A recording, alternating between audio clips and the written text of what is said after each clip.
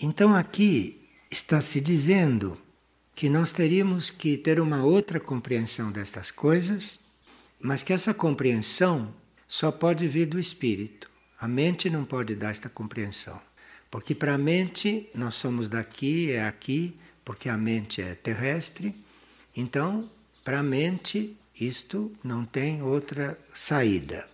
Então, a compreensão deste fato, isto é, nós estarmos aqui sem sermos daqui, isto é uma compreensão que só pode vir do espírito. Não adianta vocês procurarem no mundo, nas coisas do mundo, ou em vocês como ego e como mente, porque não vem esta compreensão. A compreensão de que nós estamos aqui, mas não somos daqui, isto só pode vir do espírito. Então, seria importante que a gente pedisse ao espírito, se oferecesse ao espírito, se oferecesse à mônada, não? Para que ela guie os nossos passos. E por que a mônada, o nosso espírito, é o único que tem condições de guiar os nossos passos? Porque o espírito é cósmico, o espírito não é deste mundo.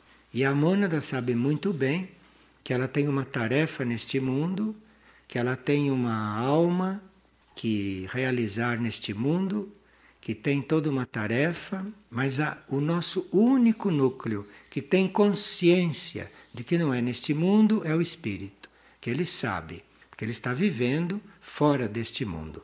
Então, todos aqueles que têm uma consciência um pouco mais lúcida estão permanentemente pedindo para que o espírito guie os seus passos. Agora veja, a mente nos convence todo o tempo que os nossos passos estão guiados. A mente nos convence todo o tempo que está tudo certo, porque está tudo dando certo. Está dando certo aonde? No cosmos? Nem sei o que está se passando no cosmos. Onde é que está dando certo? Aqui? Aqui, se der certo ou não dá certo, é indiferente para o espírito, porque não somos daqui. A mente nos ilude que, como tudo está indo bem, então está tudo bem. Mas quando parece que está tudo bem, é que nós temos que tomar mais cuidado, porque aí é que estamos mais iludidos. Porque as coisas não estão bem ou nem mal. As coisas são como tem que ser, e eu não sei se a nossa vida tem que ser assim. Eu não sei se a nossa vida reflete a vida do espírito. Claro que não. Está óbvio para todos que a vida não reflete a vida da mônada. Porque se refletisse a vida da mônada, esse mundo não seria assim.